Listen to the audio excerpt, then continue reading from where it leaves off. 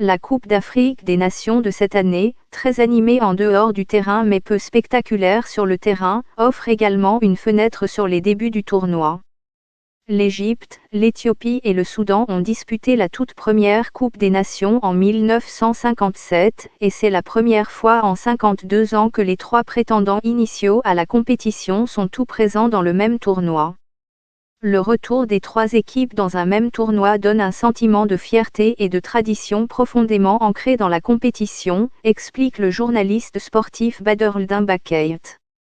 Les trois équipes ont toutes soulevé le trophée tant convoité, mais alors que l'Égypte, championne du tournoi à ses débuts, a remporté le titre 7 fois, l'Éthiopie et le Soudan n'ont qu'un seul titre à leur actif.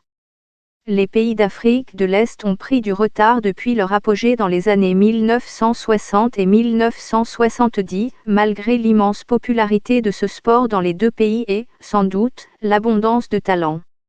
Il existe des parallèles dans l'histoire du jeu en Éthiopie et au Soudan, les voisins qui restent les deux seules équipes d'Afrique de l'Est à avoir remporté la Coupe et leur statut de pionnier. Ces deux victoires ont été remportées à domicile. L'Éthiopie a été absente de la CAN pendant 31 ans avant de faire son retour en 2013 et le Soudan est revenu en 2008 après 32 ans d'absence. Les défis politiques et économiques ont joué un rôle en freinant le Soudan et l'Éthiopie, explique le professeur Peter Alogi de l'Université d'État du Michigan, auteur de African Sauce Cap, How a Continent Changed the World's Game. Mais récemment, il semble faire des progrès, et elle a un moment propice avec l'expansion de la CAN et la phase finale de la Coupe du Monde à partir de 2026.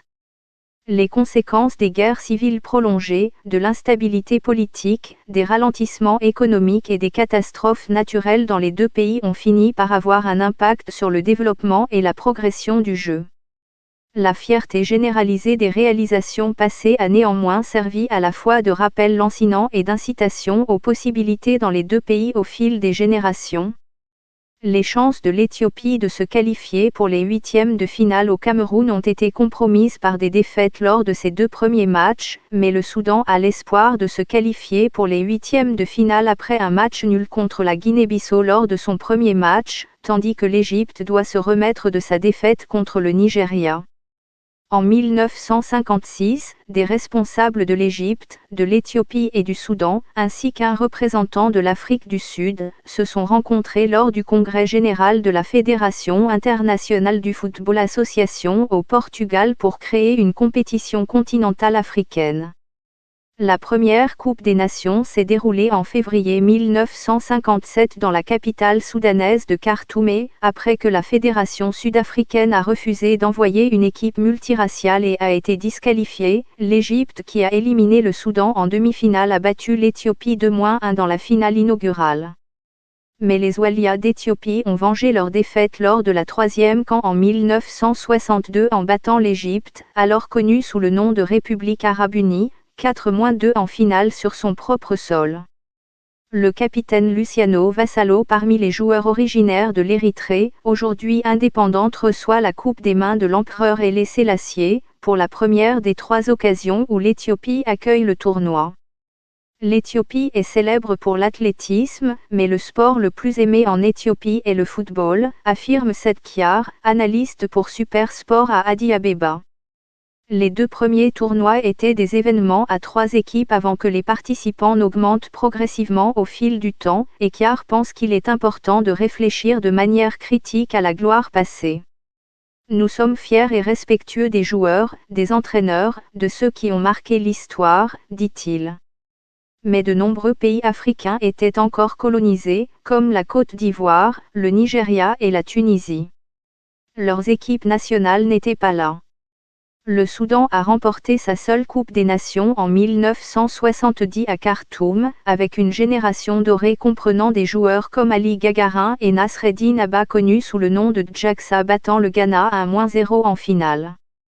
Le Soudan a failli se qualifier pour la Coupe du Monde de cette année-là au Mexique et, 2 ans plus tard, l'équipe a participé aux Jeux olympiques de Munich en 1972, où elle s'est relativement bien comportée, mais les années qui ont suivi ont vu le déclin des Secretary Bird. À l'époque, il y avait une stabilité qui a aidé l'État à développer le football, mais l'instabilité politique et les difficultés économiques ont poussé l'État à s'intéresser à d'autres questions, explique Djaksa, aujourd'hui âgé de 77 ans. Plusieurs politiques gouvernementales ont laissé leur empreinte, notamment la politique de 1976 Aluminium Riyada Aluminium Jamaïria ou le sport pour les masses de l'ancien dictateur Jafar Nimeri, qui a suspendu le championnat national et réduit le football à des compétitions locales. En réaction, les meilleurs joueurs soudanais sont partis dans les pays et ligues voisins, notamment dans le Golfe arabe. La politique a été abandonnée près d'un an plus tard, mais le mal était fait. Il y a eu une coupure générationnelle dont le Soudan ne s'est jamais remis, explique Bakayt, 2. D'autres facteurs sont également à prendre en compte, comme l'incapacité des joueurs et des entraîneurs d'Afrique de l'Est à s'adapter lorsque le jeu est devenu plus physique et plus tactique, ce qui a rendu difficile la compétition avec les équipes d'Afrique de l'Ouest et du Nord. Si nous parvenons à faire évoluer notre style du physique au mental, nous sommes bons dans la possession du ballon, les passes courtes et les compétences techniques, indique Kiar. Une meilleure gestion du jeu et des stratégies à long terme, comme la mise en œuvre par l'Espagne d'un style de passe ou la restructuration par l'Allemagne des programmes de football pour les jeunes après les mauvais résultats obtenus lors du championnat d'Europe en 2000, constituent un modèle à suivre. Il ne s'agit pas seulement d'avoir des ressources ou de trouver de bons joueurs, mais de gérer et de planifier correctement, souligne Hassan El-Mistikawi, de Modern Sport. Le journaliste sportif chevronné pense toujours que l'Égypte a une marge de progression, étant donné qu'elle ne s'est qualifiée que pour 3 Coupes du Monde, malgré son record à la CAN et ses 3 triomphes consécutifs de 2006 à 2010. Un autre facteur que Bakayt pointe du doigt est la domination des grands clubs au Soudan, qui a un impact sur le développement des autres équipes. Aluminium Hilal et Aluminium Mariek s'en sortent relativement bien dans les compétitions continentales, mais le soutien de leurs riches bailleurs de fonds entrave la concurrence. Les équipes d'Afrique de l'Ouest et du Nord bénéficient également de l'exposition de leurs joueurs aux clubs et aux championnats européens de haut niveau, tandis que l'Éthiopie et le Soudan ont des équipes essentiellement composées de joueurs locaux au Cameroun ce mois-ci. Les joueurs rapportent leurs expériences à leurs équipes nationales, affirme El-Mistakawi. L'Éthiopie et le Soudan sont loin d'être des candidats à la Coupe des Nations, mais leurs supporters espèrent qu'ils pourront impressionner malgré les mêmes défis politiques, avec un conflit en cours en Éthiopie et le coup d'État militaire d'octobre au Soudan. Kiar pense que les Éthiopiens sont désireux de montrer leur jeu de passe à l'occasion du 60e anniversaire de leur triomphe continental, tandis que pour Bakayt, il s'agit pour le Soudan de se reconstruire après une performance décevante en Coupe arabe, qu'il a vu renvoyer l'entraîneur Hubert Velue et remanier son équipe. Si les deux équipes veulent poursuivre leur trajectoire et se présenter en Côte d'Ivoire dans 18 mois, il faudra mettre en place de meilleures structures pour tirer parti de la qualification pour le Cameroun.